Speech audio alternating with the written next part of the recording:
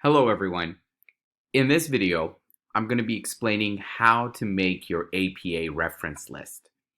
In a previous video, I explained what the APA is, and I told you about the different kinds of citations that exist. In this video, we'll be specifically talking about the reference list. Now, let's very briefly review the difference between citations and references. So a citation is basically how we tell our readers where the information that we are referring to comes from. A reference, on the other hand, gives details about the source and helps the reader to be able to find that source. It specifically includes information such as whether the source is a book or an article or a web page. If it's a book, what year was the book published?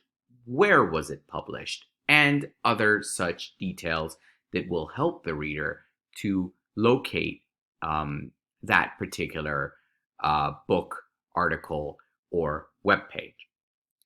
A citation appears in the text. It is within our paragraphs, but a reference comes at the very end, often on a separate page and in the form of a list. Okay, so as I mentioned before, in this video, we're focusing on the references. We're going to start with references for books. So if I've read a book and I've cited some information from the book, how do I include that book in my list of references? Well, the APA provides a format that we should follow. And the format looks something like this. You start with the author's last name, followed by a comma, followed by first and middle name initials. Then you place the year of publication inside brackets, followed by a period, then the title of the work, and the name of the publisher. So publishers, the place of publication, and also the publisher. So let's take a look at an example together. Here we have Enkent, the last name, LP, the initials. The year of publication is 2016. The name of the book is Skill Set: Strategies for Reading and Writing in the Canadian Classroom. The place of publication is Don Mills, and the publisher is Oxford University Press. Now, one of the things you might have noticed when you go through the references in a book or a thesis, you will see that the references are indented on the second line. So look at this example. Here, the first line and the second line do not start from the same marginal space. We have an indentation in the second line. Now, how do we create this indentation? A lot of people find it confusing. I'm going to show you how to do this. So look at this example here. We have the reference Enkent, the skill set book, and it appears on two lines. How could I possibly indent the second line? Well, what you do is you highlight the reference, and then you right-click. You choose paragraph, and then in the box that appears here, you go to the part that says indentation, click on special, choose hanging. So you basically want a hanging paragraph, and then you gotta enter 5 and click OK. As you can see, the paragraph is now hanging. All right. So, how about articles? How do we reference an article? So, an article in a newspaper, a magazine, or any kind of periodical. How are we supposed to provide a reference for these? Well, again, the APA provides a format. The format looks something like this. We start with the author, initials, second author, initials. We have an ampersand. Notice that there's a comma before the ampersand, and then author 3. Now, we don't always have 3 authors. We might just have 1. But this is how you include the names of 2 or more authors. Then you have the title of the article, followed by the title of the periodical, which is the magazine, for instance, or the journal. Then we have the volume number and the issue number placed inside brackets. Finally, you mention the pages, and then a link to the DOI. What is a DOI? DOI stands for Digital Object Identifier, and this is a unique code that is like an ID for the article that we are referencing. And you're supposed to include the DOI for most online electronic sources, and most journals these days issue a DOI for all of the articles that they publish. So let's take a look at an example. In this case, we have Pettigrew, TF. We only have 1 author. The initials, TF. The year of publication is 2009. The title of the article is Secondary Transfer Effect of Contact to Intergroup Contact Effects Spread to Non-Contacted Outgroups. The name of the journal in which this article was published is Social Psychology. The volume number is 40.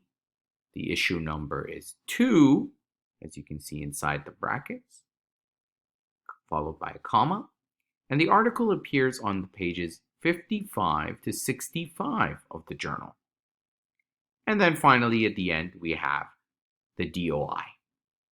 All right, now this might seem a little confusing, but I will show you that there is an easier way to prepare these references.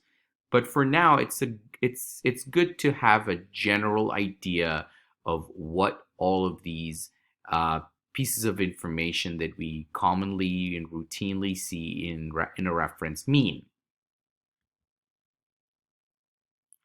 How about a reference to a web page? So I've been reading this web page, and I find an interesting article on the web page, and I'm using part of that article. I'm citing parts of that article in my own paper. Now, how do I reference the web page?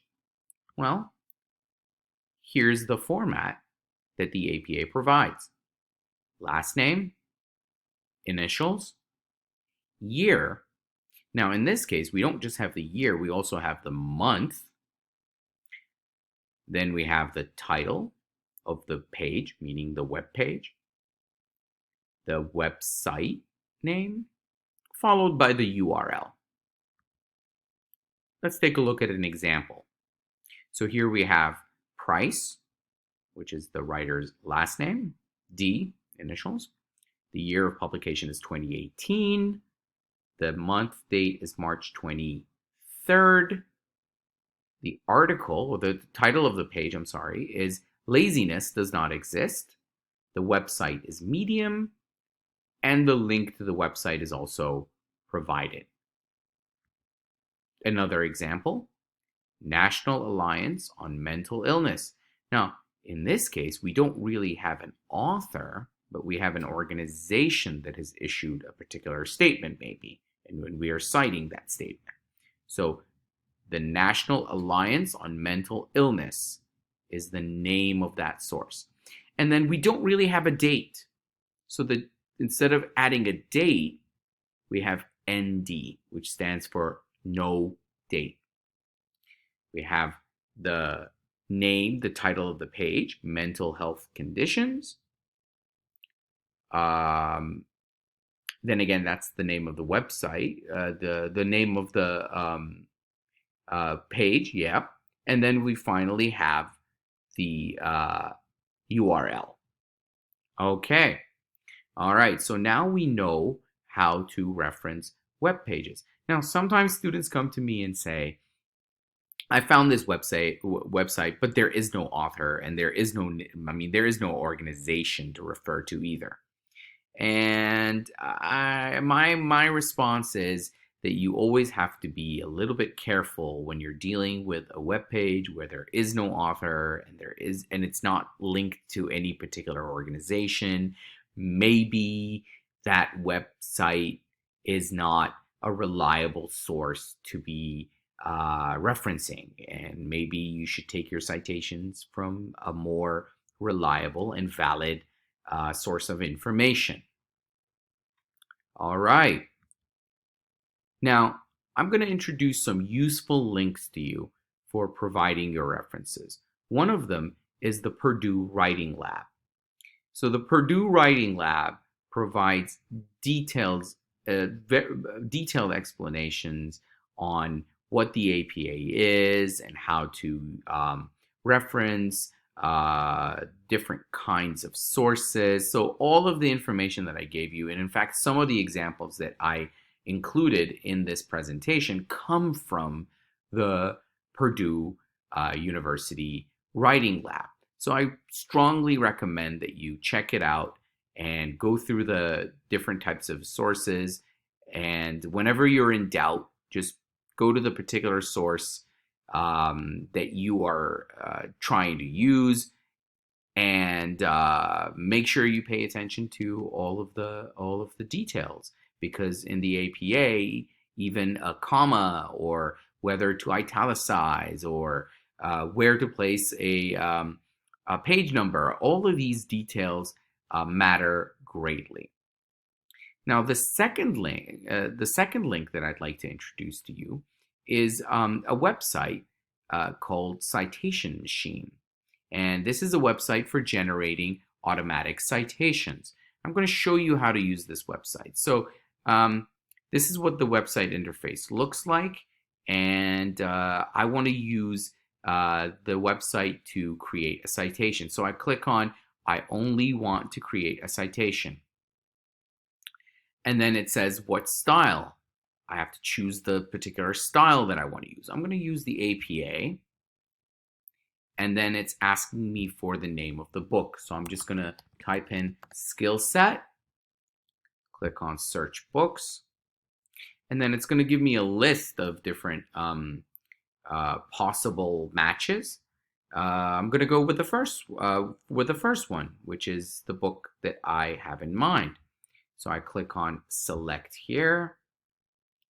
I'm taken to this other site where I have to click on final step. And then finally create citation. Obviously, you can pay and subscribe, or you can use the free Citation Machine Plus lets you version. Scan for accidental plagiarism. So they've got Check your ads. grammar. Automatically generate citations in the style you need. Upload your paper now.